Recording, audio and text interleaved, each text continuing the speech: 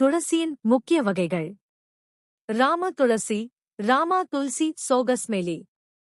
இதன் இலைகள் வெளிர் பச்சை நிறத்தில் இருக்கும். இது மற்ற துளசிகளை விட இனிப்பு சுவை கொண்டது. வீடுகளில் வளர்க்க மிகவும் ஏற்றது. கிருஷ்ண துளசி கருந்துளசி, கிருஷ்ண துல்சி சோகஸ்மெலி.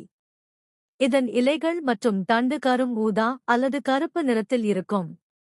இது அதிக மருத்துவ குணங்கள் கொண்டது. இதன் மணம் மிகவும் காரமாக இருக்கும். வன துளசி, வானா துல்சி சோகஸ்மெலி. இது பொதுவாக காடுகளில் வளரக்கூடியது. இதன் இலைகள் சற்று பெரியதாக இருக்கும். நோய் எதிர்ப்பு சக்தியை அதிகரிக்க இது சிறந்தது.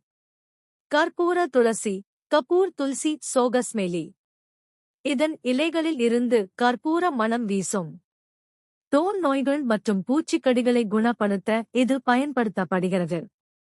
துளசியின் மருத்துவ பயன்கள். சளி மற்றும் இருமல். துளசி இலைகளை நீரில் கொதிக்க வைத்து குடித்தால் சளி, இருமல் மற்றும் தொண்டை வலி நீங்கும். நோய் எதிர்ப்பு சக்தி. தினமும் சில துளசி இலைகளை மென்று சாப்பிட்டு வந்தால் உடலின் நோய் எதிர்ப்பு சக்தி அதிகரிக்கும். மன அழுத்தம். துளசி டீ குடிப்பது மன அழுத்தத்தை குறைத்து மன அமைதியை தரும். செரிமானம். துளசி சாறு செரிமான கோளாறுகளை சரிசெய்ய உதவுகிறது. சரும பராமரிப்பு. துளசி இலைகளை அரைத்து முகத்தில் தடவி வந்தால் முகப்பரு மற்றும் தோல் நோய்கள் குணமாகும்.